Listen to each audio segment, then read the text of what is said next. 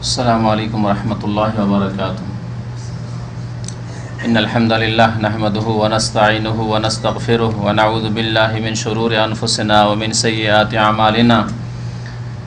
من يهده الله فلا مضل له ومن يضلله فلا هادي له وأشهد أن لا إله إلا الله وحده لا شريك له وأشهد أن محمدا عبده ورسوله صلى الله تعالى عليه وعلى آله وصحبه وسلم تسليما كثيرا.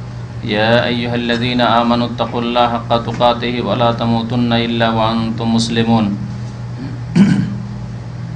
يا أيها الناس اتقوا ربكم الذي خلقكم من نفس واحدة وخلق منها زوجها وبث منهما رجالا كثيرا ونساء واتقوا الله الذي تساءلون به والأرحام إن الله كان عليكم رقيبا. يا أيها الذين آمنوا اتقوا الله وقولوا قولا سديدا يصلح لكم أعمالكم ويغفر لكم ذنوبكم ومن يطع الله ورسوله فقد فاز فوزا عظيما. أما بعد فإن خير الحديث كتاب الله وخير الهدي هدي محمد صلى الله عليه وسلم وشر الأمور محدثاتها وكل محدثة بدعة وكل بدعة ضلالة وكل ضلالة في النار. أعوذ بالله من الشيطان الرجيم. بسم الله الرحمن الرحيم. الذين آمنوا ولم يلبسوا إيمانهم بظلم أولئك لهم الأمن وهم مهتدون. মহান আল্লাহর সমস্ত প্রশংসা, যে আল্লাহ রাব্বুল আলামিন আমাদেরকে একমাত্র তাঁর ইবাদত বন্দেগীর জন্য সৃষ্টি করেছেন। দরুদ ও সালাম নাজিল হোক প্রিয় নবী মুহাম্মদুর রাসূলুল্লাহ সাল্লাল্লাহু আলাইহি ওয়াসাল্লামের প্রতি, যিনি আমাদেরকে মহান আল্লাহর ইবাদত বন্দেগীর তরিকা শিখিয়েছেন এবং আল্লাহ রাব্বুল আলামিনের ইবাদত বন্দেগী ছাড়া অন্যের পূজা পাঠ উপাসনা থেকে সতর্ক করার জন্য, বরং অন্যের পূজাকে পৃথিবী থেকে মুছে ফেলার জন্য, শিরককে নিশ্চিহ্ন করার জন্য প্রেরিত হয়েছিলেন। আল্লাহুম্মা সাল্লি আলাইহি আল্লাহুম্মা বারিক আলাইহি।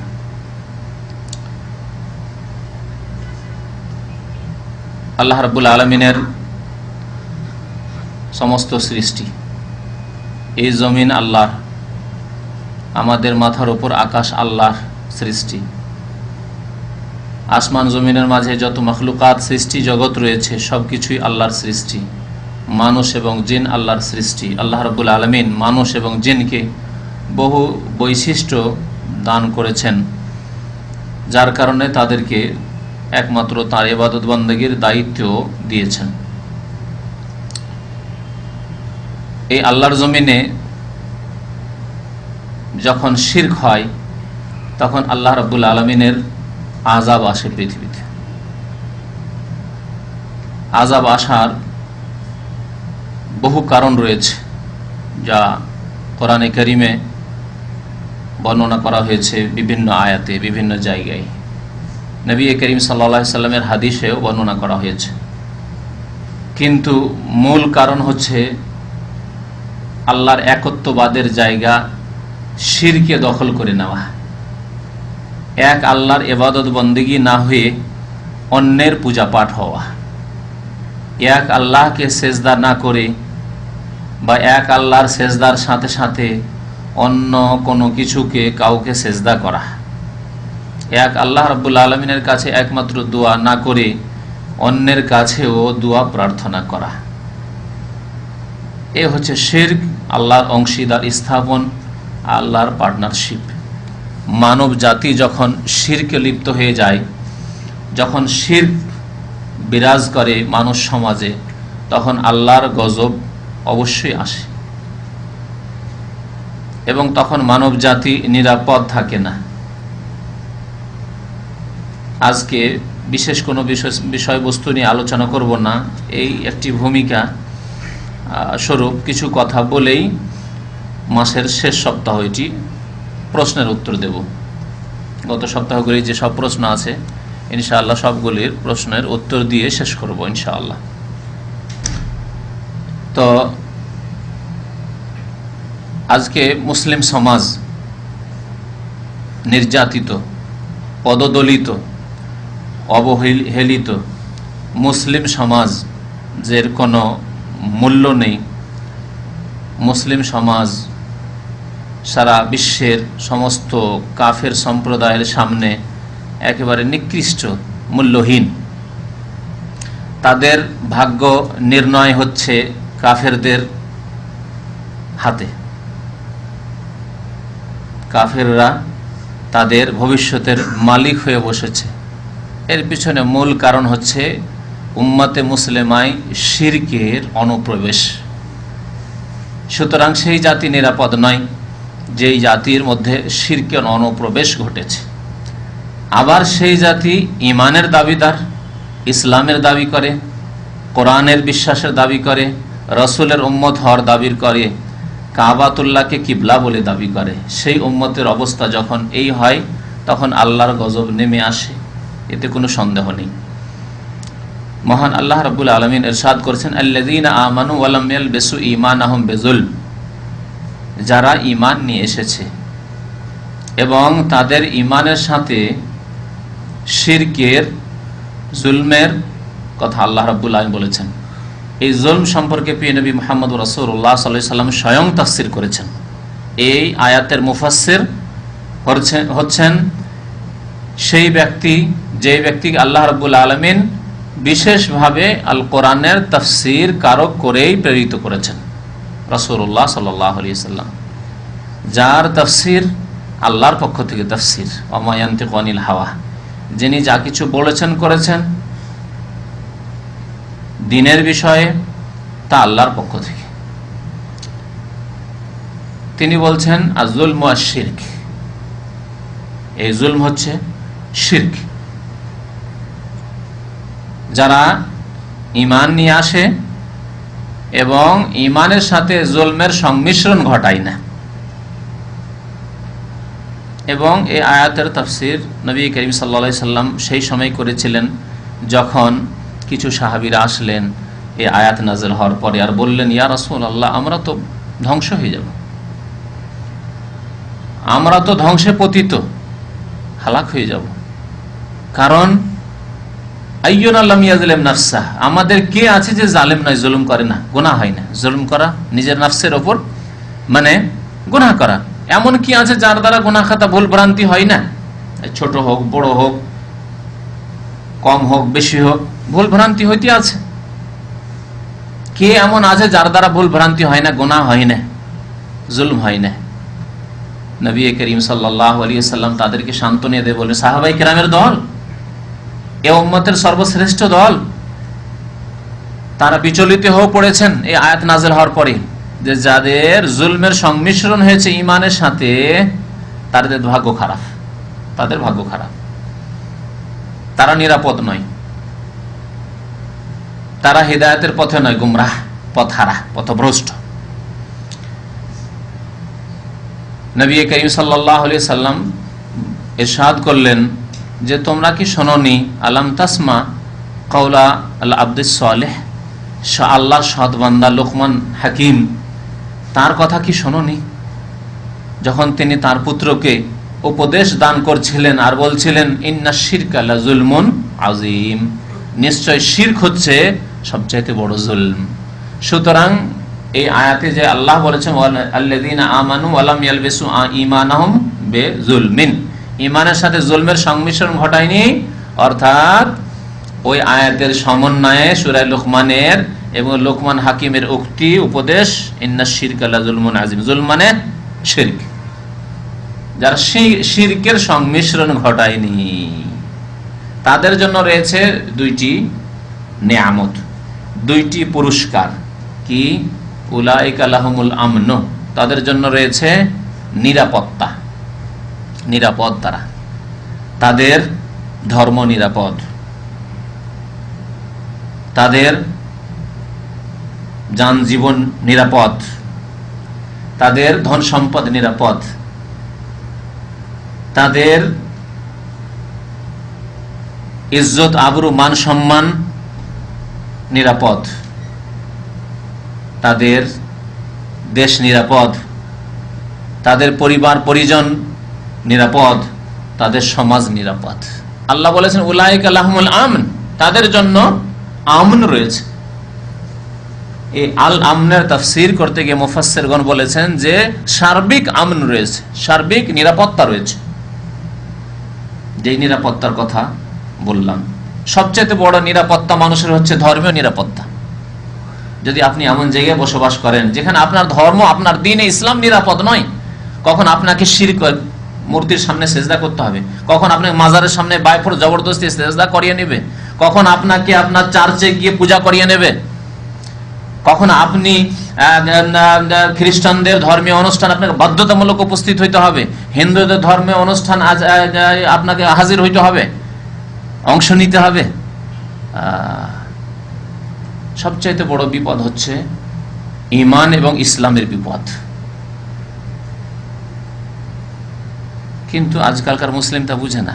ধর্ম যাকার থাক, পয়সা পাবো কিনা, ডলারে বেতন পাবো, স্যালারি পাবো, পাউন্ডে বেতন পাবো, পশ্চিমা দেশে যদি ন্যাশনালিটি নিতে পারি তাহলে আমি ভবিষ্যৎ আমার জেনারেশনকে বড় লোক করে দেবো।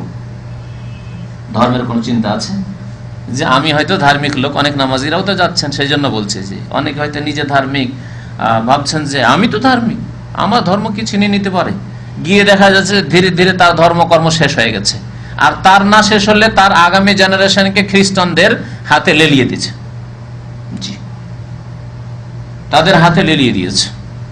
আর এর ইতিহাস রয়েছে 1400 বছরে। স্পেনের মুসলমানের সাথে খ্রিস্টানরা কি করলো তা মুসলিম জাতির সামনে রয়েছে।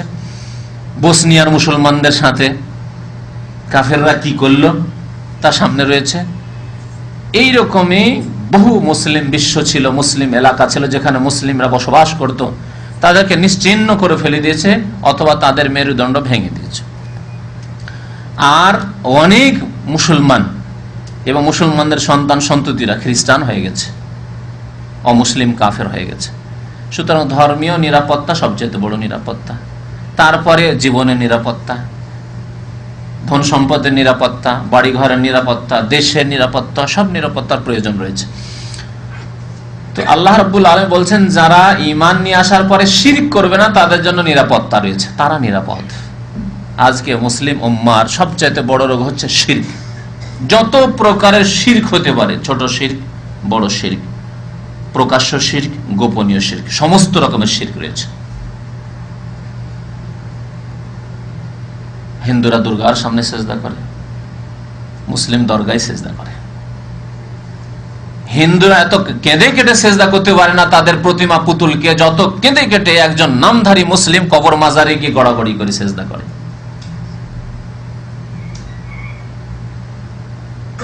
তো সমস্ত রকমের শিরক মওজুদ রয়েছে মুসলিম সমাজে, যার ফলে মুসলিম জাতি নিরাপদ নয়, তাদের ধর্ম নিরাপদ নয়, তাদের দেশ নিরাপদ নয়, তাদের মান ইজ্জত নিরাপদ নয়, তাদের পরিবার নিরাপদ নয়, কিছুই নিরাপদ নয়। উলাইকা লাহুমুল আমন ওয়া হুম মুহতাদুন, এবং যাদের ঈমানের সাথে শিরকের সংমিশ্রণ নেই তারাই সঠিক পথে। এই জাতি সম্পর্কে, এই সম্প্রদায় সম্পর্কে নবী করিম সাল্লাল্লাহু আলাইহি ওয়াসাল্লাম ভবিষ্যদ্বাণী করেছেন যে আমার উম্মতের একটি দল সবসময় সত্যের ওপর সাহায্যপ্রাপ্ত হয়ে জয়ী হয়ে থাকবে। লা তাযালু তায়ফাতুম মিন উম্মতি যাহিরিনা আলাল হাক্কি মানসুরা। আমার উম্মতের একটি দলের কথা বলা হয়েছে, তাহলে একটি দল সব সময় শিরক মুক্ত থাকবে, কিন্তু সেই দলের সংখ্যা অতি অল্প হবে। এই জন্য নবী সাল্লাল্লাহু আলাইহি ওয়াসাল্লাম তায়ফাতুম মিন উম্মতি, আমার উম্মতের একটি অংশ, তায়ফা মানে অংশ, তায়ফা মানে একটি ছোট্ট দল, এবং এই দল সারা বিশ্বে ছড়িয়ে ছিটিয়ে থাকবে। এক দেশে খুঁজে শুধু পাবে না যে এক দেশে শুধু ওই দল রয়েছে আর অন্য দেশে না, এমন কথা নেই। প্রত্যেক দেশে রয়েছে, ছড়িয়ে ছিটিয়ে রয়েছে। কোন দেশে তাদের সংখ্যা একেবারেই কম রয়েছে, কোন দেশে বেশি রয়েছে, কিন্তু এই একটি দল থাকবে যারা সত্যের ওপর জয়ী থাকবে এবং তারা দ্বীনের সঠিক কাজ করে যাবে।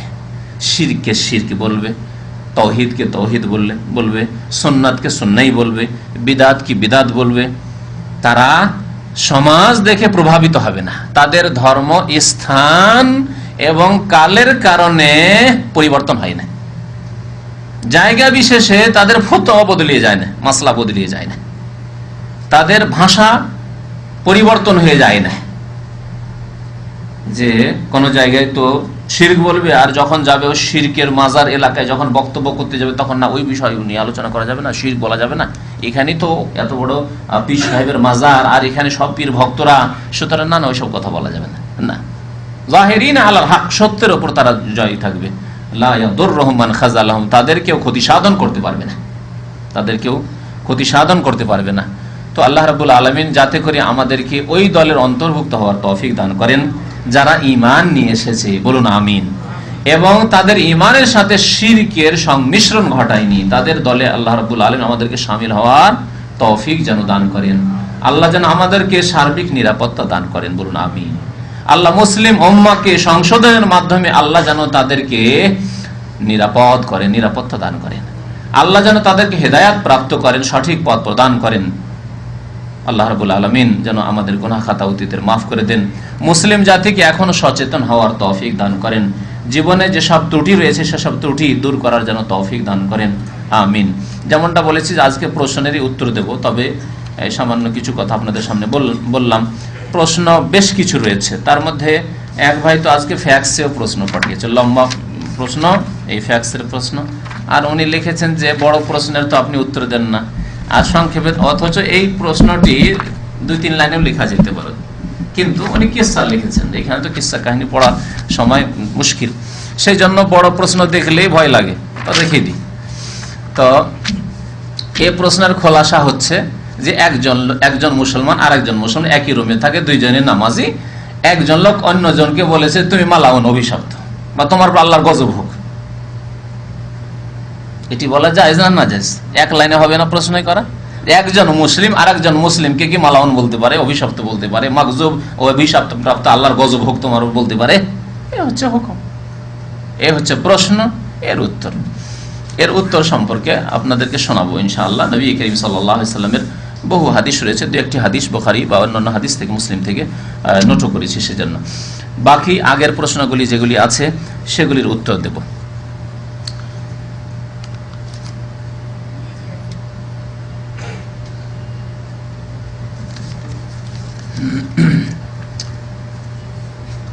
একটি প্রশ্ন হচ্ছে যে এক লোক জানতে চাইছেন উনি কি ওনার আব্বার জন্য উমরা হজ করতে পারেন? উমরা হজ বলবেন না, আপনাদের ভাষার তো সংশোধন হইতে হবে, এগুলি হচ্ছে ইসলামী ভাষা, সুতরাং ইসলামী ভাষায় বলতে হবে, উমরা হজ হয় না।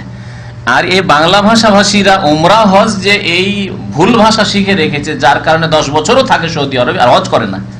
জিজ্ঞাসা করি হজ করেছেন? হুজুর উমরা হজ করেছি, কাজ হয়ে গেছে তার, উমরা হজ করেছে। আর না হয় বলবে, কেউ বলবে যে হুজুর ছোট হজ করেছি, ছোট হজ দিয়ে পার করে দিল 5 বছর 10 বছর, দেশে ফিরে চলে গেল, ফরজ আদায় করলো না, যেটি আল্লাহ ফরজ করেছেন, 5টি ফরজের একটি ফরজ, 5টি যে ইসলামের পিলার, একটি পিলারই তার নেই না ইসলামের। কিন্তু এই ভুল ভাষা যদি না শিখে থাকতাম তাহলে আমরা উমরাকে ছোট হজও বলতাম না আর উমরা হজও বলতাম না। সুতরাং আমরা হজকে মনে করতাম হজ ফরজ, হজ করতে হবে। হজ করা হচ্ছে ইসলামের 5ম পিলার, আর এই হজবিহীন মুসলমান হওয়া যাবে না। যারা হজ করতে পারবে তাদের, যারা হজ করতে পারবে না, যারা যাকাত দিতে পারবে না, তারা 3টি করলে মুসলমান হইতে পারবে। কিন্তু যারা যাকাত দিতে পারবে, যাকাত দিল না, হজ করতে পারবে, হজ করলো না, তারা মুসলমান হতে পারবে না। তো কথা হচ্ছে যে তিনি উমরা করতে চান বাবার নামে, অথবা কোনো মানুষ জীবিত নেই তার জন্য। জি, কোনো মানুষ জীবিত নেই, মৃত ব্যক্তির পক্ষ থেকে উমরা করতে পারবেন। মৃত মা, বাবা বা আত্মীয় স্বজন বা অন্য যে কোনো, আপনার ওস্তাদ হোক, কেউ হোক না কেন, অন্য কোনো ব্যক্তি হোক, উমরা মৃত ব্যক্তির পক্ষ থেকে করতে পারবেন ইনশাআল্লাহ তাআলা। আর আরেক ব্যক্তির পক্ষ থেকে করতে পারবেন, তা হচ্ছে অসুস্থ ব্যক্তি, যে ব্যক্তি নিজে এসে তার হজের কাজ সম্পাদন করতে পারবে না। 2 রকম লোক, জীবিত কিন্তু এমন অসুস্থ যে নিজে হজের কাজগুলি করতে পারবে না।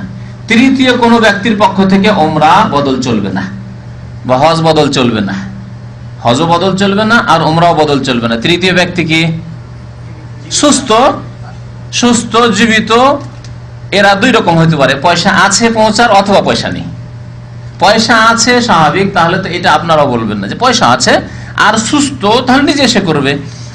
তারপরে অনেকে করে না আবেগে, যে এখন তো আসতে পারবে না, এখন তার ছেলে মেয়েদের বিবাহ সাথে দিতে হবে, চাকরি করছে, চাকরি থেকে রিটায়ার হবে, ইত্যাদি ইত্যাদি, বা নতুন বিয়ে করেছেন 10 বছর পর সময়, পয়সা আছে হয়তো আপনার কাছে আপনার বিবিকে হজ করাবার, তারপরে না এখন করাবেন 10-20 বছর পর, কখনো নিয়ত রেখেছেন, কিন্তু এখন বিবির পক্ষ থেকে হজ, বিবির পক্ষ থেকে উমরা, হ্যাঁ, বা সুস্থ বাবা মায়ের পক্ষ থেকে, জীবিত সুস্থ তাদের পক্ষ থেকে উমরা না। তাহলে 2 শ্রেণীর লোক মোটামুটি ধরে রাখুন যে যাদের পক্ষ থেকে উমরা করা যাবে না, হজও করা যাবে না বদল। তারা কারা? যাদের পয়সা আছে মক্কা মদিনা মক্কা পৌঁছার, অথচ তারা বলছে যে আমার একটা উমরা করে নিও, বা তাদের পক্ষ থেকে আমি নিজের খেয়ালেই বলেনি, তারপরে করলেন। আর এক শ্রেণীর লোক পয়সা নেই, এই ক্ষেত্রেই ভুলটা বেশি করে মানুষ। পয়সা নেই আসার, আপনার বাবার বা আপনার ভাইয়ের বা আপনার কোনো আত্মীয় দাদার কারো, আপনি ভাবছেন যে আমি যখন এতদিন ধরে আছি আর নিজের উমরা তো অনেক করলাম, তো আমার ভাইটা তো আসতে পারে না, বা আমার শ্বশুর সাহেব তো গরিব মানুষ আসতে পারে না, আমার শাশুড়ি তো গরিব মানুষ আসতে পারবে না, তো তার একটা বদল উমরা করে নি, চলবে না, চলবে না। অভাবী তার নেই এই কাজ, উমরা নেই। যেমন জাকাত নেই, জীবনে জাকাত দিচ্ছে কোনোদিন? পয়সা নেই, জাকাত দেয় না। তেমন পয়সা নেই, হজ নেই, উমরা নেই, জি, জায়েজ নয়। বরং করলে গুনাহ হবে, বিদআত হবে, কবুল হবে না। কারণ কোরআন এবং হাদিসে এর কোনো প্রমাণ নেই। কোরআন এবং হাদিসে মৃত ব্যক্তির প্রমাণ আছে। আর নবী সাল্লাল্লাহু আলাইহি ওয়াসাল্লামকে এক লোক জিজ্ঞেস করলেন যে আমার আব্বা অথবা আম্মা বলে প্রশ্ন করা হয়েছে, লা ইয়াসবুতু আলা রাহিলা, সওয়ারির উপর বসতেই পারে না। তাহলে এমন রোগী হইতে হবে যে ব্যক্তি ফ্লাইটে বসালে ফ্লাইটে বসতে পারবে না, নামতে পারবে না সিঁড়ি দিয়ে, তওয়াফ করতে পারবে না। তওয়াফও না করতে পারলো, তওয়াফ হয়তো করিয়ে দেওয়া যাবে ঠেলা গাড়ি দিয়ে, কাঁধের উপরে করে, কিন্তু সে চলাফেরা করতে পারে না, অক্ষম, একেবারে অচল অবস্থা, বিছানা ধরে নিয়েছে, এই সব লোক। জি, তো আশা করি স্পষ্ট যে 2 শ্রেণীর মানুষের বদল উমরা বা হজ করতে পারবেন। মেয়েদের হাজ হলে ওই সময় ফরজ নামাজগুলি কিভাবে আদায় করতে হবে? কেমন মুসলিম ভাই যে যার এই মাসলাই জানা নেই, যে হাইজ হলে আবার নামাজ পড়তে হবে? মহিলাদের মাসিক ঋতু হলে নামাজ পড়তে হবে নাকি? তাহলে নামাজ কি হবে? কাজা করতে হবে পরে? হ্যাঁ, নামাজ কি মাফ, রোজা হাদিসে রয়েছে তাকদিস সওম ওয়ালা তাকদিস সালাহ। ঋতুবতী মহিলা রোজা কাজা করবে, মানে অন্য সময় পুরা করবে, কিন্তু নামাজ কাজা করবে। নামাজ আল্লাহ মাফ করেছেন তাদের। জানি না এই মহিলাদের প্রশ্ন না পুরুষদের প্রশ্ন, আল্লাহ পাকই জানে। যদি স্বামীর এই জ্ঞান হয় তাহলে তার মহিলা তো অর্ধেক জ্ঞান, নবী সাল্লাল্লাহু আলাইহি ওয়াসাল্লাম বলেছেন মহিলাদের জ্ঞান অর্ধেক। তো পুরুষ ভাই যদি জিজ্ঞেস করে থাকেন তাহলে মহিলাই আল্লাহ পাক জানে যে তাদের কতটুকু জ্ঞানী সম্পর্কে আছে। যাই হোক, দিনের জ্ঞান এই ক্ষেত্রেই বলা হয়েছে যে তালাবুল ইলমে ফারিদাতুন আলা কুল্লি মুসলিম, প্রত্যেক মুসলিম নরনারীর জন্য দিনের শিক্ষা হাসিল করা ফরজ, এইরকম জ্ঞান হাসিল করা ফরজ।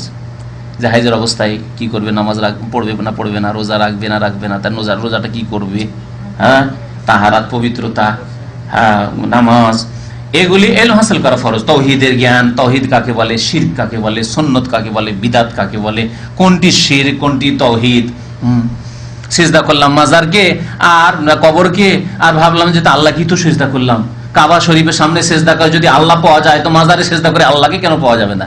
হ্যাঁ, এইরকম দিন সম্পর্কে জাহেল থাকলে তার হবে না। তাহলে দিন সম্পর্কে এইসব যেগুলি বুনিয়াদী বিষয়, সেগুলির জ্ঞান হাসিল করা ফরজ।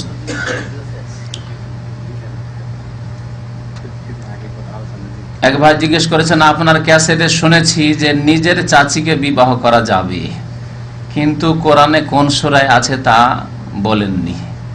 বিবাহ করা যাবে না আল্লাহ তা বয়ান করেছেন, কারণ যাদেরকে বিবাহ করা যাবে তারা অসংখ্য। পৃথিবীতে প্রত্যেক মহিলাকে বিয়ে করা যাবে মাত্র 14 রকমের মহিলা ছাড়া, 14 রকমের নারী ছাড়া বাকি সবগুলিকে বিয়ে করা যাবে। সুতরাং ইসলামের তরিকা হচ্ছে যে যেগুলি কম সেগুলিকে বয়ান করে দেওয়া হয়েছে, যেগুলি হারাম নিষিদ্ধ। 14টা হারাম, বাকি সব জায়েজ। খালাতো বোন, ফুফাতো বোন, তাহলে যে হালাল যদি করতে হতো তাহলে তো এইরকম তাহলে 2-4টা হাদিস এই কাজের জন্যই লাগতো। হ্যাঁ, ঠিক কিনা?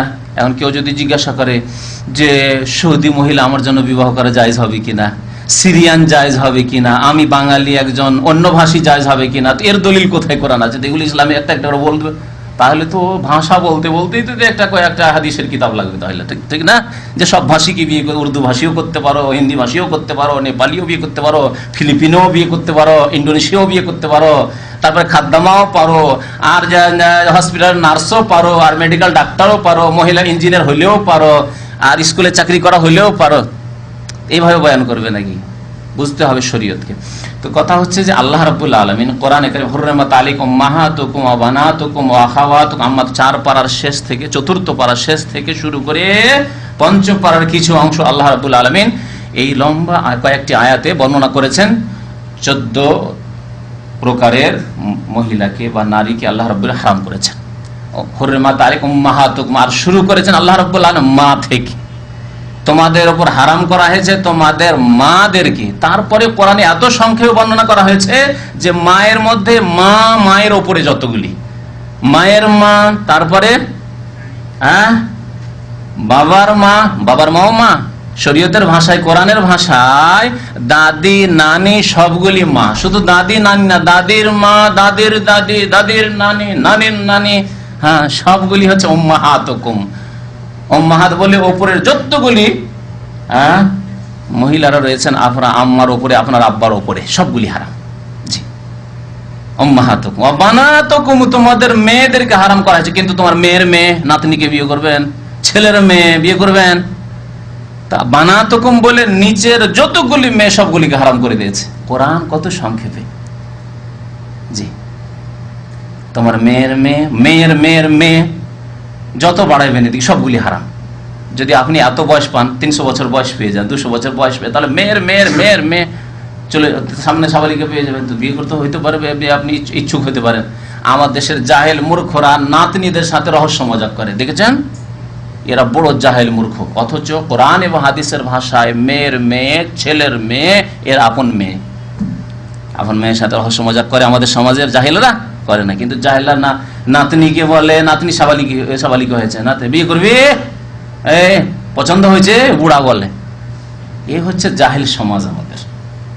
এগুলি শেখান ওই বুড়াগুলিকে, এবং আপনারাও শিখে যান যেগুলি হারাম। এই রহস্য মজাক করা মুহাররামাত এরা। তো এইভাবে আল্লাহ রাব্বুল আলামিন খালাতুকুম, আম্মাতুকুম, খালা, ফুফু, এইভাবে আল্লাহ রাব্বুল আলামিন সব বর্ণনা করেছেন। তার মধ্যে চাচি নেই, তার মধ্যে মামি নেই। জি,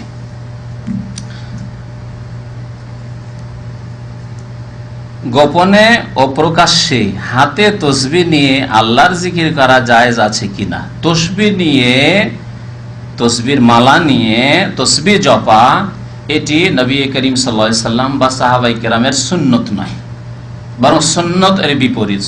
সুন্নত হচ্ছে নবী সাল্লাল্লাহু আলাইহি সাল্লামের বলেছেন যে ইকিরনা বিল আনামিল, তোমরা হাতের যে জোড়গুলি রয়েছে, পোরগুলি, এগুলির দ্বারা কি করো? তসবিহ গণনা করা।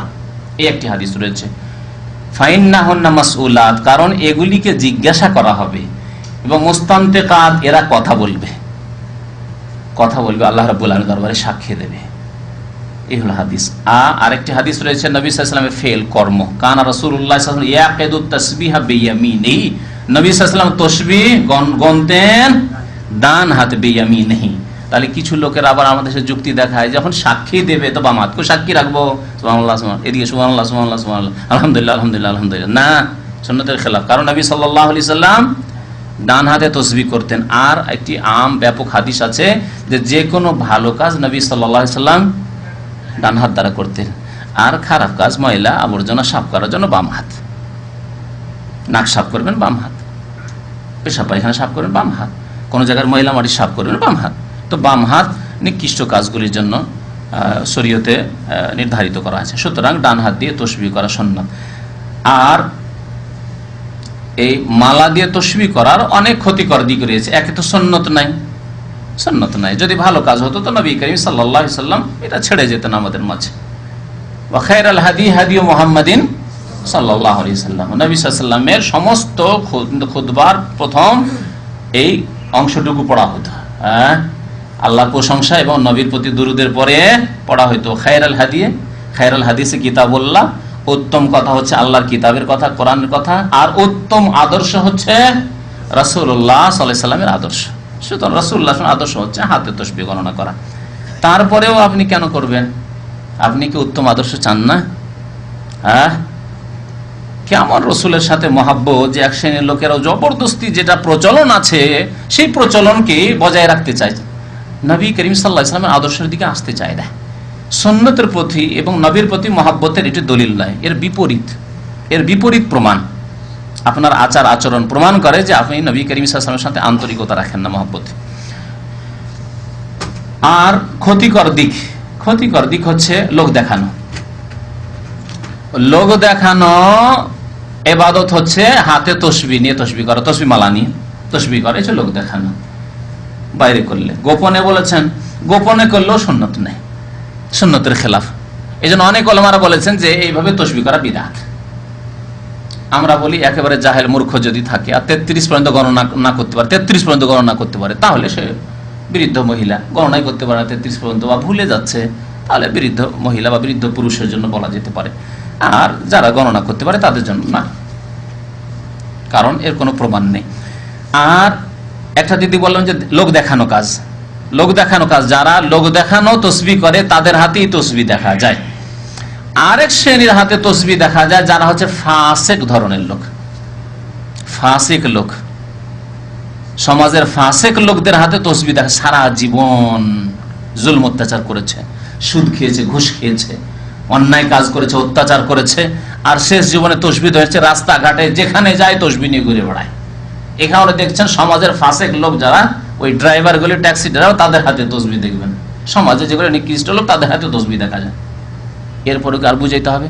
আরো মজার কথা শোনে, তসবিহ দিয়ে নাজায়েজ কাজ করে, তসবির ইশারাতে কোন মহিলার সাথে কন্ট্যাক্ট করে, এই খবরও আছে আমাদের কাছে। তসবির খাস ইশারা, কোন ভাবে তসবিহ বাজালে কি ইশারা সিগন্যাল হয় তা বুঝায়, তারা বুঝে। তসবিহকে এই কাজও ব্যবহার করা হয়। সুতরাং তসবিহতে একটি ক্ষতিকর দিক যে যারা রিয়াকারী ইবাদত করে, লোক দেখানো ইবাদত করে, তাদের অন্তর্ভুক্ত হবেনি। আর রিয়াকারী যারা লোক দেখানো কাজ করে তারা শিরক করে, ইবাদত যারা করে লোক দেখানো তারা শিরক করে। তো এই শিরকের আশঙ্কা রয়েছে, শিরকের সংমিশ্রণের আশঙ্কা রয়েছে। প্রথমখানে শিরকের সংমিশ্রণের কথা বলছিলাম। নিরাপদ থাকবেন না, তাহলে আপনার আকীদা আমল নিরাপদ থাকবে না, শিরক ঢুকে পড়বে, মনে মনে শয়তান নিয়ে আসবে, তোর চাইতে বড় পরেজগার কি আছে, সবসময় তসবিহ করিস তুই, কারো হাতে তসবিহ নেই। আর ফাসেকদের সাদৃশ্যতা দেখেন, গুনাহগার ফাসেকদের সাদৃশ্যতা করতে নিষেধ আছে। সৎ লোকদের অনুকরণ করতে হবে, আর যারা গুনাহগার ফাসেক তাদের বিরোধিতা করতে হবে। এটি হচ্ছে ইসলামী শরীয়তের দাবি। সুতরাং তসবিহ করা জায়েজ নয় আশা করি। এই তিনটি কারণ বললাম।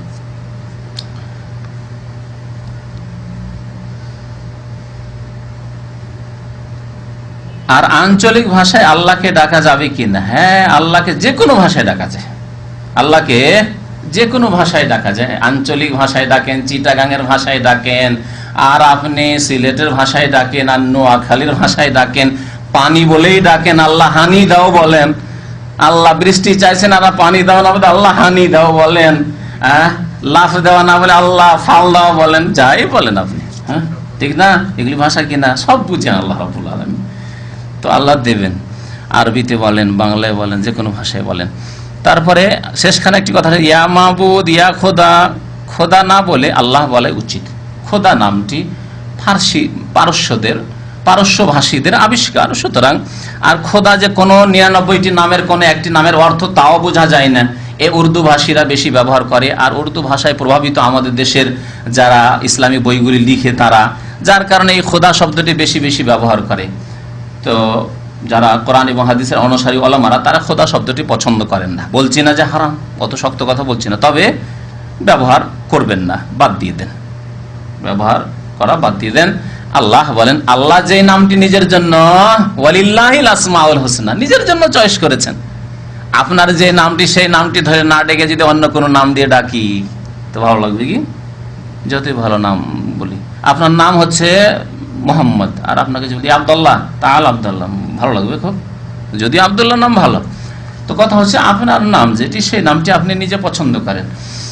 আল্লাহ রাব্বুল আলামিন নিজের নাম নিজে উল্লেখ করেছেন 99টি নামের কথা, সুতরাং ওই নামগুলি দিয়েই ডাকা উচিত। তারপরে শুধু ইয়া মাবুদ, ইয়া খোদা, ইয়া আল্লাহ এই কথা বলবেন না, বরং তার সাথে চাইবেন, হে আল্লাহ, হে মাহবুদ, হে রহমান, আর কিছু চাইবেন না, তো কেমন কথা হইল? অসম্পূর্ণ কথা হইল না? তাহলে ইয়া আল্লাহ বলে আল্লাহর কাছে কিছু চান, ইয়া রহমান দয়া করো, ইয়া গাফফার তুমি মাফ করো, এইভাবে আপনি পূর্ণাঙ্গ বাক্য দিয়ে আল্লাহর কাছে দোয়া করেন বা আল্লাহর জিকির করেন। অসম্পূর্ণ বাক্য দিয়ে আল্লাহর জিকির নেই, ইয়া আল্লাহ, ইয়া রহমান, ইয়া সাত্তার, ইয়া গাফফার, এগুলো করবেন না, তার সাথে চান, তার সাথে চান। কারণ কোরআনে আল্লাহ বলছেন আল্লাহর সুন্দর সুন্দর নাম আছে, ফাদউহু বিহা, সেই নামগুলির মাধ্যমে কি করো? তার কাছে দোয়া করো, চাও। তাহলে চাইতে হবে। কোরআনের বাস্তবায়ন এটি হচ্ছে যে আল্লাহ, আল্লাহ তুমি আমাকে মাফ করে দাও, আল্লাহ তুমি আমার রহম করো, আল্লাহ আমার এই দোয়া কবুল করো। আম্বিয়াদের দোয়াতে কোথাও ইয়া আল্লাহ শুধু আছে? না, আছে রব্বানা তাকাব্বাল মিন্না, শুধু রব্বানা রব্বানা আছে কোথাও? রব্বানা তাকাব্বাল মিন্না ইন্নাকা আনতাস সামিউর, রব্বানা যালামনা আনফুসানা, রব্বানা হাব লানা মিন আজওয়াজিনা। তাহলে পূর্ণাঙ্গ বাক্য দিয়ে তারা আল্লাহকে স্মরণ করেছে। জি, আমি মাগরিব নামাজ পড়ার সময় পাইনি, কিন্তু এশার নামাজ আরম্ভ হয়ে গেছে, এখন আমি কি এশার না মাগরিব নামাজের নিয়ত করব? এ সম্পর্কে ওলামাদের দুটি মত আছে। তবে এই ক্ষেত্রে বেশি ভালো হচ্ছে যে তরতিব আর জরুরি থাকবে না। আসল হচ্ছে যে তরতিব খেয়াল রাখতে হবে। প্রথম মনে রাখেন, আসল হচ্ছে যে তরতিব খেয়াল রাখতে হবে, অর্থাৎ মাগরিবের নামাজ আগে পড়া উচিত, তারপরে এশা। কিন্তু এই ক্ষেত্রে তরতিব করলে সমস্যা যেটি, সেটি হচ্ছে যে এশার নামাজ শুরু হয়ে গেছে, তার সাথে তো লাগতে হবে, আলাদা তো জামাত করা যাবে না। আর ওর ইমাম সাহেবের সাথে লাগলে 4 রাকাত উনি পড়ে সালাম ফিরবে, আপনি 3 পড়ে বসলে বিরোধিতা করতে হচ্ছে, বসে যেতে হচ্ছে। অথবা কেউ কেউ বলছেন বসে যাও আর বসে থাকো, তারপরে যখন 4 রাকাত পড়ে যখন সালাম ফিরবে তার সাথে সালাম ফিরো। তাহলে এতগুলি বিস্তারিত কথা বা অতিরিক্ত কথা নবী সাল্লাল্লাহু আলাইহি ওয়াসাল্লাম থেকে নেই, এগুলি ইজতিহাদি কথা। সুতরাং এরকম ইজতিহাদি ফতোয়া না দিয়ে এটি একটি ফতোয়া। যারা বলছেন না, হর অবস্থায়, যে কোনো অবস্থায় তরতিব, পর্যায়ক্রম যেটা, সেটা বজায় রাখতে হবে। সুতরাং মাগরিবের নামাজ আগে আল্লাহ ফরজ করেছেন, মাগরিবের নামাজ আগে পড়তে হবে। তাহলে এই ফতোয়ার উপর যদি আমল করা হয়, তাহলে সমস্যাটা যেটা দাঁড়াবে যে এশার নামাজ তিনি 4 রাকাত পড়বেন, আর আপনি গিয়ে প্রথম রাকাত থেকে লেগেছেন, 3 পড়ার পর আপনার তো কোর্স শেষ হয়ে গেছে, এখন কি করবেন? তারা কেউ বলছেন যে বসে যান, বসে গিয়ে আপনি সালাম ফিরে দেন, তাহলে বিরোধিতা। তারপরে অতিরিক্ত এই যে কথাটি বসে যেতে আবার সালাম ফিরতে হবে, এই কথাটি নবী সাল্লাল্লাহু আলাইহি ওয়াসাল্লাম থেকে প্রমাণ নেই, তাহলে ইজতিহাদ করতে হচ্ছে নিজের পক্ষ থেকে। আর কেউ কেউ বলছে না বসে থাকেন সালাম ফিরিয়েন না, একসাথে সালাম ফিরবেন, আর 1 রাকাত পড়তে দেন ইমামকে, এই অতিরিক্ত কথাও নেই নবী সাল্লাল্লাহু আলাইহি ওয়াসাল্লাম থেকে। তাহলে তো নিজের খেয়াল খুশি ফতোয়া দিতেই হচ্ছে। তো এই না করে যে তারতিবের ব্যাপারটি আছে, এখানে বলেন তারতিবটা এখানে আর থাকছে না, ফরজ থাকছে না।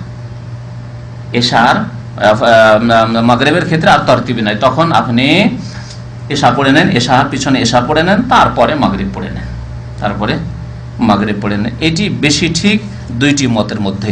অন্যান্য নামাজের ক্ষেত্রে যেমন ফজর নামাজ, এশার নামাজ ছুটে আছে, ফজর নামাজ 2 রাকাত পড়ে ইমাম সাহেব সালাম ফিরে দেন, সেই ক্ষেত্রে এশার নিয়ত করেন, আগের নামাজ আগে পড়েন, পরে আপনি ফজর নামাজ পড়বেন আলাদা করে। কিন্তু আলাদা জামাত করতে পারবেন না। আর একটি রাস্তা হচ্ছে আলাদা জামাত করার, যেটি রাস্তা যে একই মসজিদে এশার জামাত চলতে আছে বা ফজর জামাত চলতে আছে, আর আপনি এশার নামাজ পড়ছেন বা মাগরিব নামাজ পড়ছেন, না, চলবে না। একই মসজিদে 2 জামাত চলবে না, 2 নামাজও চলবে না, না ফরজের 2 জামাত চলবে, আর না ফরজ চলছে আর সুন্নাত পড়তে থাকবেন। যেমন আমাদের দেশের এক শ্রেণীর লোকেরা ফজরের নামাজের সুন্নাত পড়তে থাকে, এইখানেও কিছু লোক ইন্ডিয়ান, পাকিস্তানি, বাংলাদেশকে দেখা যায় সুন্নতের খেলাফ কাজ, এইরকম নামাজ হবে না। নবী করিম সাল্লাল্লাহু আলাইহি ওয়াসাল্লাম বলেছেন লা সালাতা ইল্লাল মাকতুবা, যখন ইকামত হয়ে যাবে তখন ফরজ ছাড়া আর কোনো নামাজ হয় না। এইরকমই সফরে, মক্কা মদিনা সফরে দেখা যায় রাস্তায় যে একই মসজিদে 2 জামাত হচ্ছে, একদল মাগরিব পড়ছে আর একদল ইশা পড়ছে, না জায়েজ না। কিন্তু আমাদের সমাজ, মুসলিম সমাজের মাসলা মাসাইল না জানা থাকার কারণে যে হালত, একদল বলছে যে নামাফি মুশকিল, আর বলছে লা লা লা লা মাফি, শুরু করে দিল। আর কি করবেন আপনি? সেই ক্ষেত্রে আপনি আগের যে জামাতটি লেগেছে সেই জামাতে লাগেন। যদি এরকম অবস্থা দেখেন যে একই মসজিদে 2 জামাত চলছে, তো আগে যে জামাতটি আরম্ভ হয়েছে সেই জামাতে আপনি শামিল হন, তাতে যে নামাজই হোক না কেন। জি,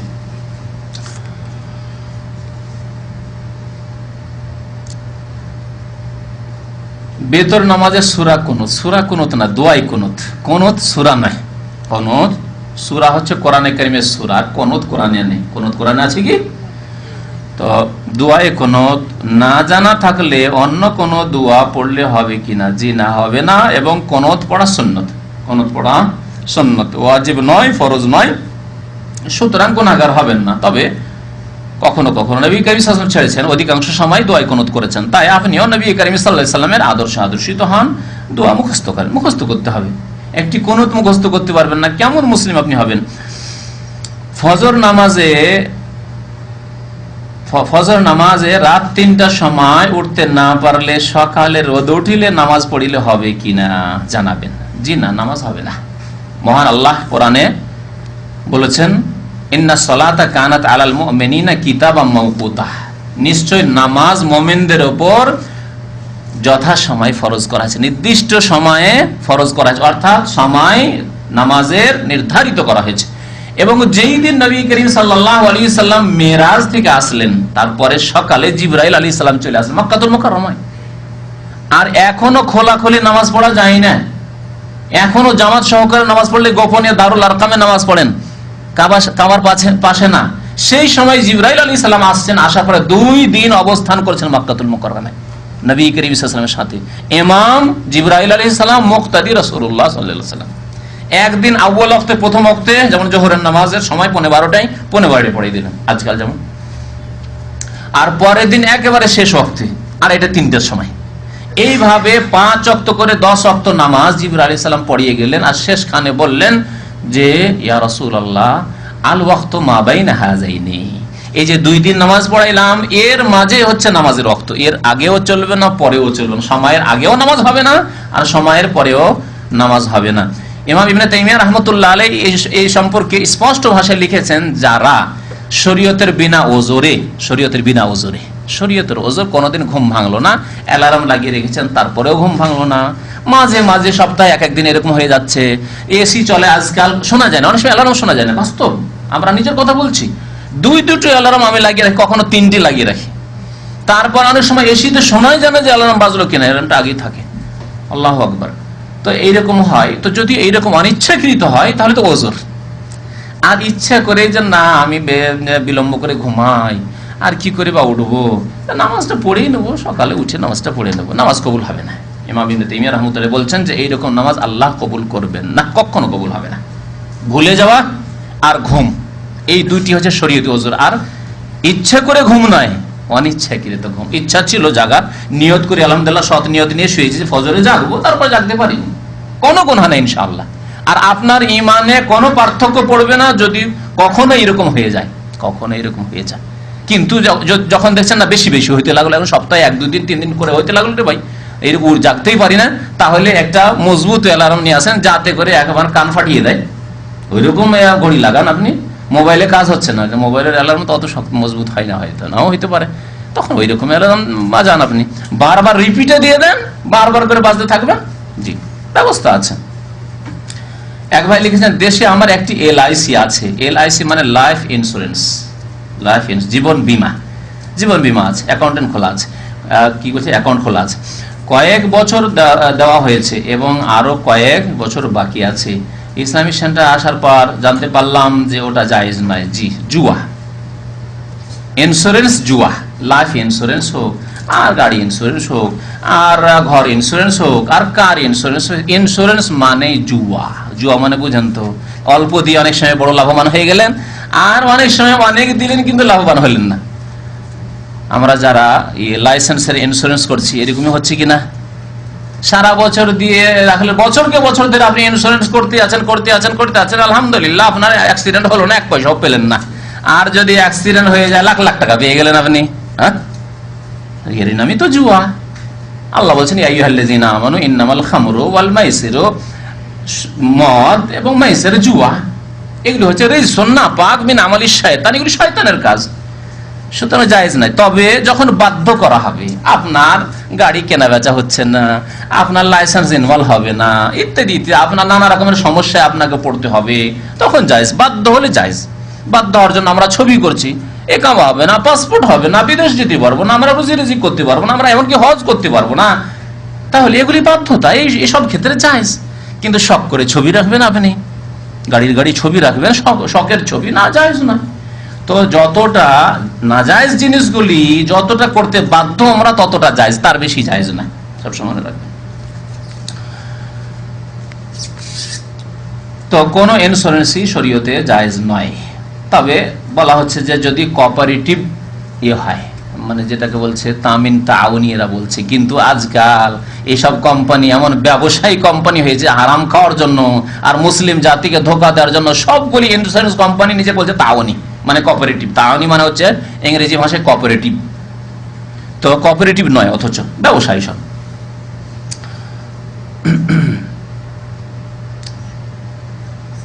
অথচ আমাদের এলাকায় এক ওয়াজ মাহফিলে এক বক্তা জায়েজ বলেছেন। বক্তা বলেছেন, বক্তা বলতে পারেন বলেছেন, কিন্তু শরীয়তে আল্লাহ রাব্বুল আলামিন জুয়াকে হারাম করেছেন, জুয়াকে হারাম করেছেন। আর ইন্স্যুরেন্স জুয়া। আর যেমনটা বললাম, যদি আপনি বাধ্য হন, আপনি লাইফ ইন্স্যুরেন্স করা বাধ্য, সরকার বাধ্য করছে।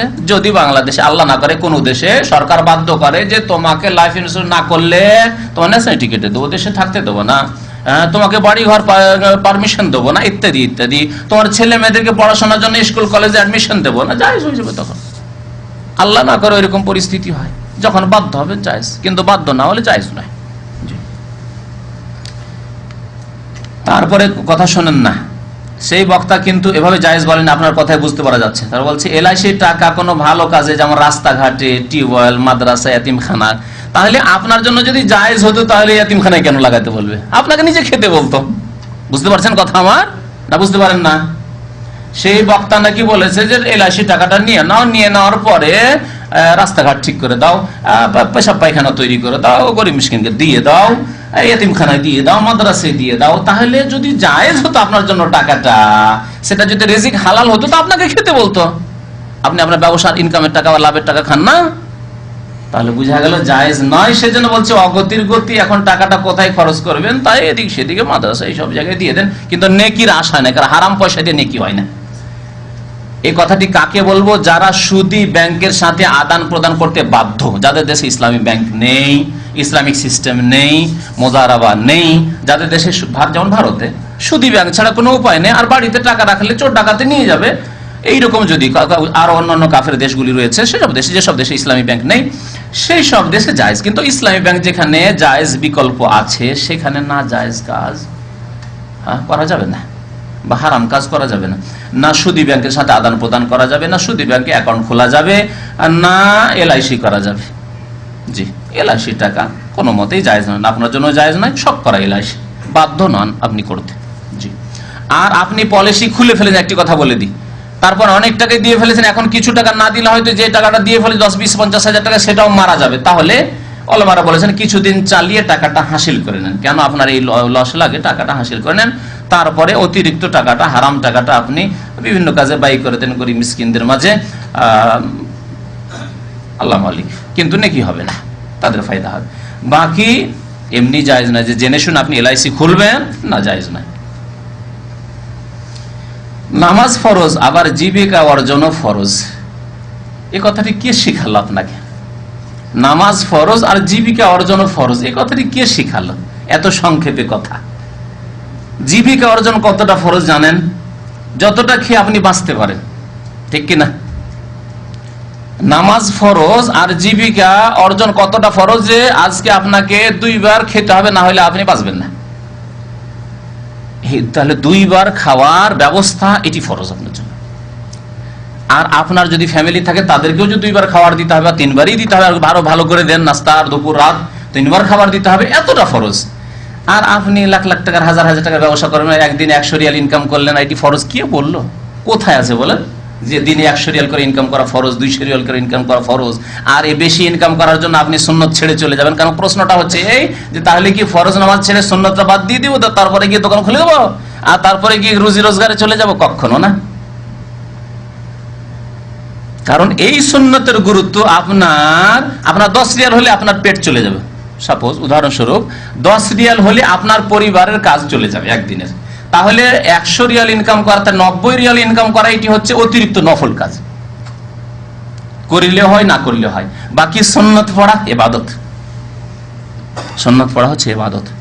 যদি আপনাকে বাধ্য না করা হয় তাহলে আপনি সুন্নত পড়ে মসজিদ থেকে বেরোবেন। তবে এই ক্ষেত্রে কিছু লোকের বাড়াবাড়ি রয়েছে, হয়তো মালিক চাই যে সাথে সাথে দোকানটা খুলে যাক, আপনাকে মালিক আদেশ করছে, হ্যাঁ এই ক্ষেত্রে ডিউটি করা ফরজ। কারণ আপনাকে বলা, মালিক শুধু এতটা ছাড় দিয়েছে যে যতক্ষণ ফরজ নামাজ চলবে ততক্ষণ তোমার ছুটি, আর সাথে সাথে এসে দোকান খুলো, এই ক্ষেত্রে কিন্তু জরুরি আপনার জন্য সুন্নত নামাজ তখন বাদ দিয়ে দোকান খোলা। সেই ক্ষেত্রে আপনি অভিযোগ করবেন না। সে যদি আপনাকে অনুমতি দেয় তো আলহামদুলিল্লাহ, ভালো মানুষ। আর যদি অনুমতি না দেয় তাহলে তার ব্যবসার ব্যাপার, আর সে আপনাকে বেতন দিচ্ছে, সুতরাং তার হক আছে। আপনি আপনার সুন্নত অন্য সময় পড়ে নেবেন, সময় হলে অন্য সময় সুন্নতগুলি পড়ে নেবেন। জি।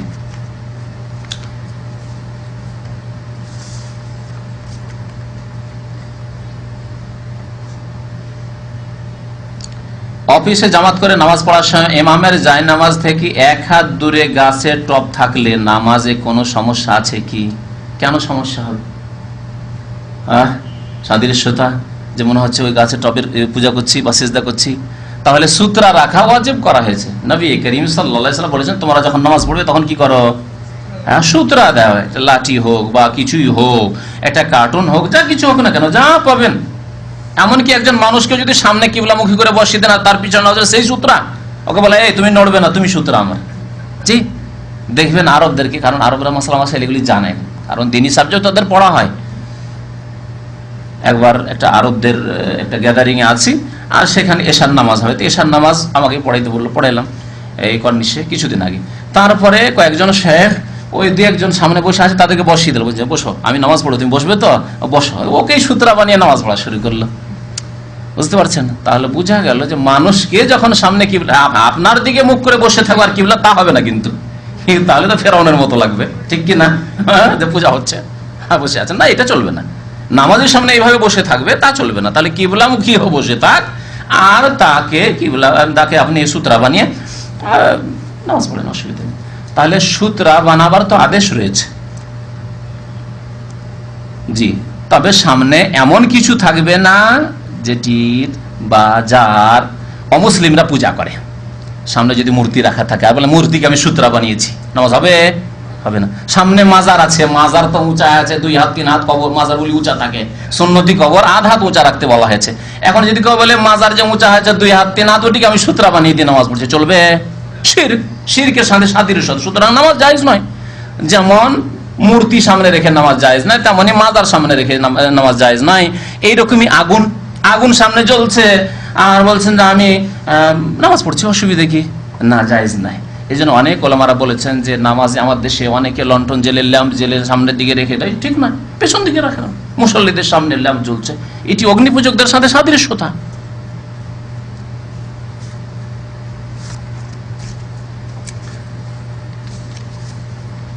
সময় শেষ হতে যাচ্ছে। এক ভাই লিখেছেন যে এক শিয়ার সাথে আমার ওযু সম্পর্কে আয়াত নিয়ে বেশ কিছু আলোচনা হয়েছে। প্রথম কথা, আপনি একজন সাধারণ মানুষ, এই গুমরাহ শিয়া, বরং শিয়া মুশরিক, এদের ধর্ম হচ্ছে শিরক করা, কবর মাজার পূজা এদের আসল ধর্ম। আর এই ধর্ম পাচার করেছে কবর পূজারী বেরেলভি রেজবিদের মাঝে। এই যে সুন্নিদের মধ্যেকার একদল নিজেকে সুন্নি বলে দাবি করে আর কবর মাজার পূজা করে, এই ধর্ম ইরান থেকে পেয়েছে, এই রাফেজি শিয়াদের কাছ থেকে পেয়েছে। লক্ষ লক্ষ মুসলমান এখন খোমেনির পূজা করে, খোমেনির কবরে গিয়ে। গতকালকে আমার ছুটির দিন ছিল, তো এক মসজিদে ছিলাম, তো এক শায়েখ খোমেনি সম্পর্কে বললেন, সুবহানাল্লাহ। কথাটি পড়েছিলাম একটি বইয়ে, তিনি স্মরণ করিয়ে দিলেন আরো। বললেন যে একটি জাল কথা গড়েছে এবং মিথ্যা, এই মিথ্যুক কাযাব রাফেজি শিয়ারা সেই কথাটি প্রচার করে। আর এই খোমেনি, যাকে আমাদের দেশের এক শ্রেণীর মূর্খ বক্তারা খোমেনিকে ইমাম বলে, হ্যাঁ, ইমামুল কুফর বলতে পারেন, ইমামুল শিরক বলতে পারেন, ইমামুল মুশরিকিন বলতে পারেন, ইমামুল কুফার বলতে পারেন, সোজা কথা, স্পষ্ট কথা। কিন্তু ইমাম খোমেনি বলবে কোনো মুসলমানের জন্য জায়েজ নাই, একটি সাধারণ মুসলমানের জন্য জায়েজ নয়। তো কি বলছেন বক্তার কথা, কত বড় জেহালত অজ্ঞতা এইসব বক্তাদের রয়েছে। আর জানি না, হয়তো কোনো পার্থিব স্বার্থ রয়েছে, কারণ এই ইরান কিছু কিছু সংগঠন রয়েছে যেগুলি ভারত উপমহাদেশে তাদেরকে মদত যোগায়, সুতরাং তারাও এই ইমাম কথাটি লাগাবে। তারা যদি সেখান থেকে মদত পায় তো ইমাম কথাটি লাগাবে তারা। এটি তাদের রাজনৈতিক ব্যাপার স্যাপার, তাদের ফাইন্যান্সিয়াল ব্যাপার স্যাপার, পয়সার ব্যাপার স্যাপার। তো কথা হচ্ছে যে এই রাফেজির কথা শোনেন, এই খোমেনির কথা। খোমেনি একটি জাল হাদিসকে সহি বলে আখ্যায়িত করেছে। জাল হাদিসটি শুনবেন। জাল হাদিসে বলা হয়েছে সানাম কোরাইশ, কোরাইশদের মূর্তি হচ্ছে আবু বকর ও ওমর, আল্লাহুম্মা লান সানামাই কুরাইশ, হে আল্লাহ তুমি লানত করো কুরাইশের দুই মূর্তির উপর, আবু বকর ও ওমর, নাউযুবিল্লাহ। ওয়া বিনতাইহিমা, আর দুইজনের মেয়ে আয়েশা এবং হাফসার উপর লানত করো। এটি হাদিস শিয়া কিতাবের, রাফেজি কিতাবদের, আর খোমাইনি এই হাদিসটিকে সহিহ বলছে।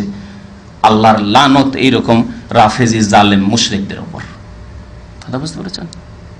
বুঝতে পেরেছেন তো? ধোকায় আছে এক শ্রেণীর মুসলিমরা। সুতরাং একজন আপনি সাধারণ মানুষ রাফেজি শিয়ার সাথে তর্কে জোড়াতে যাবেন না। আপনি প্রথম থেকে জেনে নেন যে তারা ইসলামের সাথে তাদের কোনো সম্পর্ক নেই। জি, এরা উম্মাতে মুসলিমান মুনাফিক, এরা কপট। এই কথা জেনে নিলে আর তাদের সাথে বসার প্রয়োজন নেই, তাদের সাথে টক করার দরকার নেই, তাদের সাথে আর আলোচনার দরকার নেই। ধর্মীয় আলোচনা মোটেই করবেন না, না হইলে আগুন লেগে যাবে আপনার শরীরে, আপনার কাপড়ে আগুন লেগে যাবে, আপনার ইমানে আগুন লেগে যাবে। শোনেন কথাটি কি বলছে, মাথা ও পা মাসা করতে হবে। রাফেজিদের মতে পায়ে পা ধোয়া নেই, পায়ে মাসা করতে হবে। শিয়াদের মতে, তাদেরকে শিয়া বলা উচিত না, কিন্তু পরিচিতির জন্য, কারণ অনেকে রাফেজি বললে আপনারা বুঝেন না, সেই জন্য বলছি। তাদের নাম উলামায়ে কেরাম রাফেজি দিয়েছেন, অর্থাৎ অস্বীকারী, অস্বীকারী। আর এই রাফেজি নামটি কোথা থেকে তারা পেয়েছে? তাদের ইমামের কাছে পেয়েছে। ইমাম জাইনুল আবেদিন, যিনি তাদের চতুর্থ ইমাম, হুসাইন রাদিয়াল্লাহু তাআলা পরে, জাইনুল আবেদিনকে একবার জিজ্ঞাসা করলো এই রাফেজি শিয়ারা যে, আচ্ছা বলুন তো আপনার মত কি উসমান সম্পর্কে, আবু বকর উমর সম্পর্কে? তখন তিনি বলেছিলেন যে আবু বকর উমর তো আমার দাদার ডান হাত বাম হাত। আল্লাহু আকবার, এই কথা বলেছিলেন। আলী রাদিয়াল্লাহু তাআলা আমার দাদা, তার ডান হাত বাম হাত হচ্ছেন কারা? আবু বকর উমর। এই কথা বলেছিলেন। তখন বলে আপনার কথা মানলাম না, মানবো না, এই রাফেজিরা বলেছিল। সেই সময় বলেছে ইমাম জাইনুল আবেদিন বলেছে, রাফাজতুমুনি, আমার কথা তোমরা অস্বীকার করলে, অমান্য করলে, ফাসুম্মু রাফেজা। তখন থেকে তাদের নাম রাফেজা রাখা হয়। সুতরাং তাদের উপযোগী নাম হচ্ছে রাফেজি, তারা রাফেজা। কোন সময় তাদেরকে শিয়া বলবেন না। শিয়া মানে তো সহযোগী, সহযোগিতা করেছে আলী রাদিয়াল্লাহু তাআলা, সহযোগিতা করেছে হুসাইন রাদিয়াল্লাহু তাআলা, সহযোগিতা করে হাসান রাদিয়াল্লাহু তাআলার জীবনে বলেছে যে মানহানি কিরকম অপদস্থ করেছে এই বেঈমানরা। তারপরে হুসাইন রাদিয়াল্লাহু তাআলাকে ডেকে নিয়ে গিয়ে ধোঁকাবাজি করে তাকে হত্যা করল। রাতারাতি পয়সা খেয়ে, ওবাইদ ইবনে জিয়াদের পয়সা খেয়ে তারা রাতারাতি পাল্টে গেল, যেমন আমাদের দেশের ভোট পাল্টিয়ে যায় হঠাৎ করে রাতারে, ঠিক কিনা? হ্যাঁ, এইরকম করেছিল কুফার রাফেজি শিয়ারা। তাদেরকে শিয়া বলবেন সহযোগী? তো কথা হচ্ছে যে বলছে দলিল আল্লাহর বাণী। আল্লাহ রাব্বুল কোরআনে বলেছেন ইয়া আইয়ুহাল্লাযীনা আমানু, ওযু সম্পর্কে, ইযা কুমতুম ইলাস সালাহ, যখন নামাজ পড়ে, ফাগসিলু ওজুহাকুম, মুখমণ্ডল ধৌত করো, ওয়া আইদিয়াকুম, হাত ধৌত করো, তারতিবের সাথে আল্লাহ বলেছেন, ওয়ামসাহু বিরউসিকুম, এবং তোমরা মাথার মাসাই করো। ভালো করে শুনেন, এখানে রয়েছে বিরউসিকুম, বা হারফে জার, আর রউসেতে কাসরা জের রয়েছে। তাহলে মাথার মাসার ক্ষেত্রে বা দিয়ে উল্লেখ করা হয়েছে, আর তাতে জের দেওয়া হয়েছে। তারপরে কি বলা হয়েছে? ও আর জোলাকুম, আর জোলাকুমে আবার জাবার দেওয়া হয়েছে। তার মানে ওই যে আইদিয়াকুম, ধোয়ার ক্ষেত্রে বলা হয়েছে হাত, আইদিয়াকুম জবর দিয়ে, আর মুখমণ্ডল ওজু হাকুম বলা হয়েছে, মুখমণ্ডল আর হাতের কথা জবর দিয়ে, ওরই উপরে আতফ করে এই গ্রামারে বলা হয়েছে। তাহলে বোঝা গেল যে কি করতে হবে? পাও কি করতে হবে? ধৌত করতে হবে। কারণ যেগুলি ধৌত করার অঙ্গ সেগুলিকে আল্লাহ জাবার দিয়ে, ফাতা দিয়ে বর্ণনা করেছেন, ফাগসিলু ওজুহাকুম ওয়া আইদিয়াকুম ইলাল মারাফিকে, আর ওয়া আরজুলাকুম 4 নম্বরে। কিন্তু মধ্যখানে মাসা এই জন্য বয়ান করলেন যাতে করে তরতিবটা, পর্যায়ক্রমটা ঠিক থাকে, যে আমি আল্লাহ এইভাবে বলেছি, সুতরাং তুই মাসাটা পায়ের আগেই করবে। বুঝতে পেরেছেন কথা না? যদি মাসা হতো তো যদি পায়ে মাসা হতো তাহলে ওয়ার জোলেকুম থাকতো, ওয়ামসাহু বিরউসিকুম কাসরা, আর ওয়ার জোলেকুম, ওয়ার জেলুকুম নেই আমাদের কেরাতে। কোরআনে পড়ে দেখুন ওয়ার জোলাকুম আছে, তবে একটি কেরাতে ওয়ার জোলেকুম আছে। তার ব্যাখ্যা সম্পর্কে উলামায়ে কেরামরা বলেছেন যে এই আরজুলেকুমের কাসরার কেরাতটি মোজা যখন পরে থাকবে বা পা যখন আবৃত থাকবে, ঢাকা থাকবে, চামড়ার মোজাই হোক আর কাপড়ের মোজা হোক, যখন ঢাকা থাকবে সেই ক্ষেত্রে ওই কেরাতটি প্রযোজ্য। আমার কথা বুঝতে পারছেন না? পারছেন না? তাহলে আল্লাহ রাব্বুল আলামিন কোরআনে এত ব্যাপকতা, 2টি কেরাত থাকাতে ফায়দা কি হলো? যখন পা খোলা থাকবে তখন ওয়ারজুলাকুম, ওই যে মুখমণ্ডল যেমন ধৌত করলে, হাত ধৌত করলে পাও ধৌত করো, আমরা মানছি না এটা। আর যখন পা ঢাকা থাকবে, মোজা থাকবে, তখন কি করো? মাসাহ করে না, কারণ কাসরা দেওয়া হয়েছে তখন কোরআনের ব্যাপকতা। একটি কেরাতে দুটি ফায়দা হয়ে গেল। আর নবী করিম সাল্লাল্লাহু আলাইহি সাল্লামকে আল্লাহ কোরআনের তাফসীর করার জন্য পাঠিয়েছিলেন। নবী করিম সাল্লাল্লাহু আলাইহি সাল্লাম জীবনে কি খালি পায়ে মাসাহ করেছেন? মানে খোলা পায়ে, পায়ে মোজা নেই মাসাহ করেছেন কি? কখনো করেননি। তাহলে আপনি নবী করিম সাল্লাল্লাহু আলাইহি সাল্লামের তাফসীর নেবেন না রাফেজি গোমরা মুশরিকদের তাফসীর নেবেন? বলুন দেখি। এই এলেম এর অস্ত্র না থাকলে একটা রাফেজির সাথে কথা বলতে পারবে না। আমাদেরকে দেখলে কেন রাফেজি কাঁথিয়ে চলে যায়? বলবে, কথা বলবে? কোথায় এলেম আছে যে কথা বলবে? কিন্তু বিদাতি দেখছে যে এই তো দুর্বল আছে, একে হয়তো গুমরা করে একটু শিয়া, মানে বাংলাদেশে তো শিয়া রাফেজি নাই, দেখি একটা বাংলাদেশে যদি একটা পাচার করে দিতে পারে, এই হচ্ছে গুমরাহি তাদের।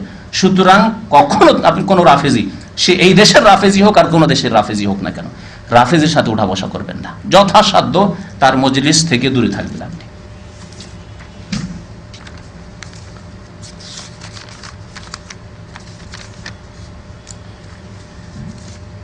এখন আসি এই বড় প্রশ্নটিতে।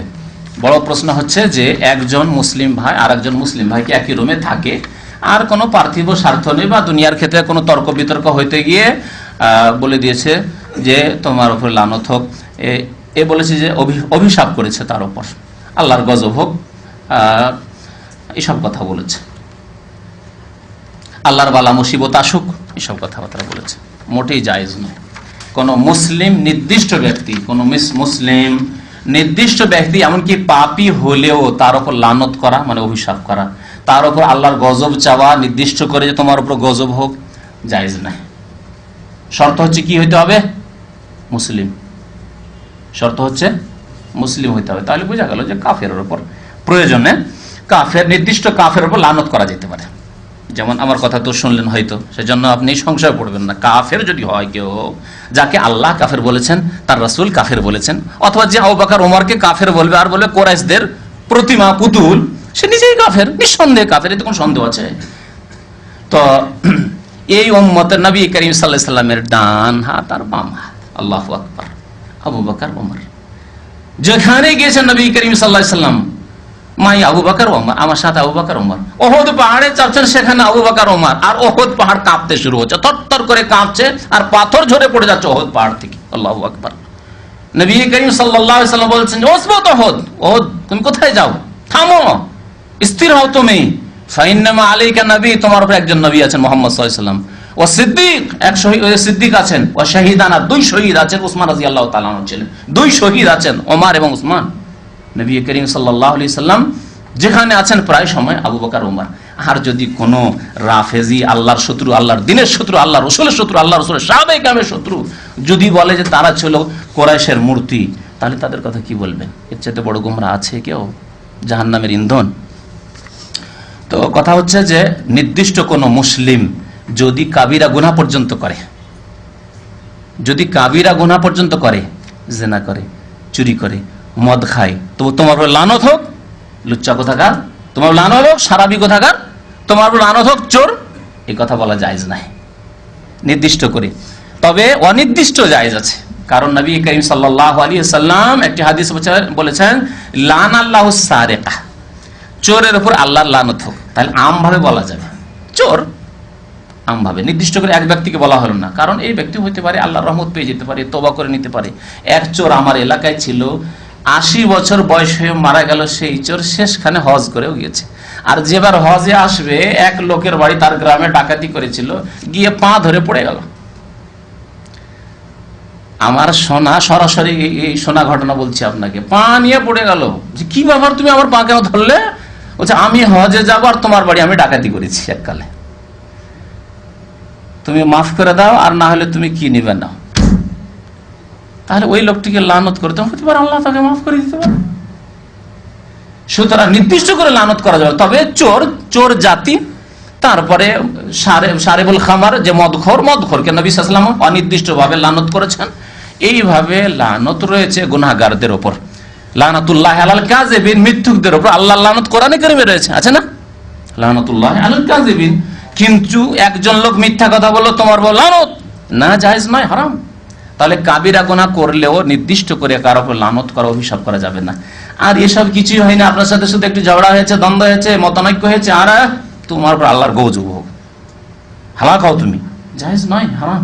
শোনেন যে একটি হাদিস শোনেন, নবী করিম সাল্লাল্লাহু আলাইহি সাল্লামের বুখারী শরীফের হাদিস 1297 নম্বর হাদিস, বলছেন ওমান লানা মুমিনান, কোন ব্যক্তি যদি মুমিন মুসলিমকে লানত করে, অভিশাপ করে, ফাহুয়া কাকাতলিহি, সেই ব্যক্তিকে খুন করার শামিল। কাউকে খুন করে যে গুনাহ হয়, লানত করলে ওই গুনাহ হয়। তাহলে এই চট করে কাউকে বলে দেওয়া, কোন মুসলমানকে নির্দিষ্ট করে তুমি কাফের, তুই ফাসেক, এইরকমই লানতের সাথে ওটাও নিয়ে নেন। কাউকে ফাসেক বলা, তুমি বিদাতি, হ্যাঁ তুমি আল্লাহর দুশমন, এসব কথা বলা জায়েজ নাই, নির্দিষ্ট করে বলা জায়েজ নাই। তবে যে বিদাতি সে আল্লাহর দুশমন, আল্লাহ রাসূলের দুশমন, আমভাবে বললেন। কিন্তু তুমি বিদাতি, তুমি আল্লাহর দুশমন, জায়েজ নাই, বলা জায়েজ নাই নির্দিষ্ট করে। সবসময় মনে রাখবেন, ওমান কাযাফা মুমিনান ফাহুয়া কাকাতলিহি, কেউ যদি কোনো মুমিনকে মিথ্যা অপবাদ দেয়, মিথ্যা অপবাদ দিল, তাহলে সে যেন তাকে খুন করলো। নবী সাল্লাল্লাহু আলাইহি ওয়াসাল্লাম আরেকটা হাদিসে বলেছেন, একজন লোক রাস্তা দিয়ে যাচ্ছিল, আর তার মাথায় হয়তো কোনো চাদর ছিল বা শরীরে চাদর ছিল, আর বাতাস একটু জোরে চলছিল, বাতাসে চাদর উড়ে চলে গেছে। তখন গাল দিতে শুরু করেছে, লানত করা শুরু করেছে বাতাসকে। নবী করিম সাল্লাল্লাহু আলাইহি ওয়াসাল্লাম লা তালআনহা ফাইন্নাহা মামুরা, বাতাসকে লানত করিও না, অভিশাপ করিও না, কারণ সে আল্লাহর আদেশ মোতাবেক চলে। তাহলে বাতাসকে যদি লানত করা জায়েজ না হয়, তাহলে আশরাফুল মাখলুকাত, সৃষ্টির সেরা মানব জাতি, তার মধ্যে থেকে মানব জাতির মধ্যে মুসলিম হবে। মানব জাতি মানে কাফের কথা বলছি না, কিন্তু মানব জাতির সৃষ্টি তখনই যখন মুসলিম হবে। আর যদি মানব জাতি মুসলিম না হয়, তাহলে সুম্মা রাদাদনাহু আসফালা সাফ, সবচেয়ে বেশি নিকৃষ্ট। উলাইকা কাল আনআম বাল হুম আদাল, চতুষ্পদ জন্তুর চাইতেও নিকৃষ্ট আল্লাহ কোরআনে বলেছেন। তাহলে মানুষের সম্মান কখন থাকবে?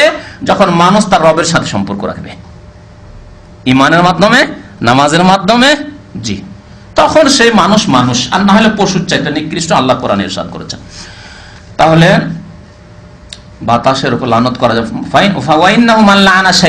আর কোন ব্যক্তি যদি কারো ওপর অভিশাপ করে, কারো ওপর বা কোনো কিছুর ওপর অভিশাপ, বাতাসের উপর করলো, আর বাতাসকে অভিশাপ লাগলো না, একজন লোককে আপনি অভিশাপ করলেন, অভিশাপ ওকে লাগলো না, সে অভিশাপ পাওয়ার হকদার নয়, এরকম অন্যায় করেনি, সে মালাউন নয়, সে আসলে লাইসা লাহু বিআহল, যার যোগ্য সে নয়, রাজা আতি লানাতু আলাইহি, তাহলে সেই লানত, অভিশাপ, গজব ওই ব্যক্তির উপর ফিরে চলে আসবে যে ব্যক্তি লানত করবে। সাবধান হয়ে যাবেন। আমাদের কিছু ভাইরা তুমি মুনাফিক, কখনো জায়েজ নাই। তবে যারা ওয়াদা খেলাফি করে তাদের মধ্যে মুনাফিকি গুণ রয়েছে, ঠিক কিনা? এরকম বলা যেতে পারে। যারা ইসলামিক কথাবার্তা শুনতে চায় না, ঘৃণা করে, যারা মুসলিমদেরকে মৌলবাদী বলে, ধার্মিকদের, তারা মুনাফিক, কথা বলা যাবে। কারণ মৌলবাদী গালটি ইহুদি নাসারা শিখিয়েছে, আর মুনাফিকরা বলে মৌলবাদী, দাঁড়িয়ে রাখলে মৌলবাদী, নামাজ পড়লে মৌলবাদী, মসজিদ মাদ্রাসা দিনের কাজ করলে মৌলবাদী। তাহলে যারা এই কথা বলে তারা মুনাফিক। কিন্তু একজন লোক মৌলবাদী বলে দিল, ভাই তুমি মুনাফিক, না, জায়েজ নেই, নির্দিষ্ট করে জায়েজ নেই। আশা করি বুঝে গেছেন ইনশাআল্লাহ। আবু দাউদ শরীফের হাদিস এই হাদিসটি। আর একটি হাদিস রয়েছে বুখারী মুসলিমে, আইয়ুমা রাজুলিন ক্বালা লি আখিহি ইয়া কাফির, কোন ব্যক্তি যদি তার মুসলিম ভাইকে বলে এই কাফের, বা অমুক, হয়তো সামনাসামনি বললো না, অমুক যে আছে না অমুক কাফের। আমার দেশের মোল্লা হুজুরদের ফতুয়া, এক পীর আর এক পীরের বিরুদ্ধে কাফের ফতুয়া দিচ্ছে, এক বক্তা আর এক বক্তার বিরুদ্ধে কাফের ফতুয়া দিচ্ছে, অথচ তারা কাফের নয়, অর্থাৎ তাদেরকে সরাসরি আল্লাহ ছাড়া অন্যকে সেজদা করতে দেখা যায়নি। আল্লাহ ছাড়া অন্যকে সেজদা করে দেখা যায়, তাহলে সে কুফরি শিরিক করলো। আল্লাহ ছাড়া অন্যের কাছে দোয়া, যা গাউসুল আজম মাদাদ, তাহলে সে শিরিক করলো। কিন্তু এসব দেখা যায়নি, শুধু মত পার্থক্য। একজন একদল করে, আরেকজন একদল করে, একজন চিল্লার দল, তো আর একজন হচ্ছে ওই আপনার ইসলামী গণতন্ত্রের দল, সেই জন্য একদল আরেক দলকে কাফের বলবে। যেমন আমাদের দেশে একদল চরমনাই, এই যে পীর, এই সব যাদের কথা বললাম, তাদেরকে কুফরি ফতোয়া দিচ্ছে, তারা নিজেরাই কাফের হয়ে যাবে। যারা নির্দিষ্ট করে কোনো ব্যক্তি কাফের বলে, তারা নিজেরাই কাফের হয়ে যাবে, যদি সেই ব্যক্তি কাফের না হয়। তাই শোনেন, যদি কোনো ব্যক্তি নিজের ভাইকে কাফের বলে, ইয়া কাফের ফাকাদ বা'a বিহি আহাদুহুমা, তাহলে দুইজনের একজন অবশ্যই কাফের হবে, দুইজনের একজন অবশ্যই কাফের হবে। সুতরাং কোরআন এবং হাদিস দলিলে স্পষ্ট থাকতে হবে সেই ব্যক্তি কাফের কিনা, সেই ব্যক্তির অজ্ঞতা দূর করেছি কিনা। আল্লাহ রাব্বুল আলামিন আমাদেরকে সঠিক কথা বুঝার এবং তার প্রতি আমল করার জন্য তৌফিক দান করেন, আমিন। আল্লাহ যেন আমাদের গুনাহ খাতা মাফ করেন, আল্লাহ আমাদেরকে ভালো কথা বলার জন্য তৌফিক দান করেন এবং ভালো কথার প্রতি আমল করার জন্য তৌফিক দান করেন, আমিন। সাল্লাল্লাহু আলা নবিয়িনা মুহাম্মদ ওয়া আলা আলিহি ওয়া সাহবিহি আজমাইন। নিজের হজ না করে বদলি হজ করা যাবে কিনা? জি না, যাবে না। সহিহ হাদিস আছে, একজন লোক হজ করতে এসেছেন বদল, নবী সাল্লাল্লাহু আলাইহি বললেন যে তুমি হজ্জান নাফসিক, তুমি নিজের হজ করো তারপরে অন্যের হজ করো, সুতরাং করা যাবে না।